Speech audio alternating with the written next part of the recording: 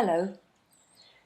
As a musician, I'm aware of how much musicians rely on each other, unless they're playing unaccompanied solos, of course. Whether it's as a duet, trio, quartet or a large ensemble, the performance will only be as good as the whole. In a symphony orchestra, there are many players. There can be up to 100 or more instrumentalists. Early ensembles were led by the principal violinist or the main instrumentalist in the group. Later came the conductor, who interprets the music in his or her own way, and the orchestra is really one instrument, played by the conductor.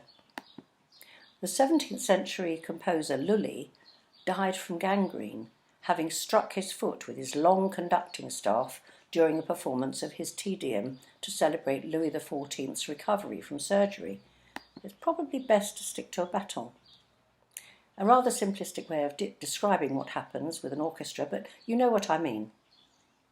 I played for a while, many years ago, with 3 friends in a string quartet. Purely for fun, we met each week to play together. Unfortunately, one of the players was not very good at sight reading, so when we looked at a new piece, it was tricky to get through without lots of stopping and starting. It spoiled our enjoyment. Of course, nobody expects to play something perfectly the first time through, but it can be frustrating when playing is so hesitant. When you're part of a large section in an orchestra, the rest of your colleagues can continue if you lose your place, but in a small group where you might be the only violinist, clarinetist or singer, the responsibility is very demanding. The whole performance depends on each of you doing your best. As an unaccompanied soloist, it's exacting because you are entirely responsible for the whole performance, good or bad. There is no doubt that a job shared is a job halved, or at least that's true if each of you is pulling his weight. I remember being helped in the kitchen making cakes when the children were small. The job took much longer, but was more enjoyable. In Ecclesiastes chapter 4, we can read, "When individuals work together, they can double their strength and get much more done as a team. They also reap the value of having worked in unison, thus creating harmony instead of disorder.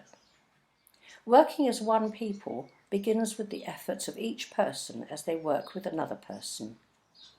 The last bit needs thinking about, bearing in mind what I said about little hands in the cake mix. Then in Ephesians chapter 4, we can read, "From whom the whole body, joined and held together by every joint with which it is equipped, when each part is working properly, makes the whole body grow, so that it builds itself up in love." There's that word love again.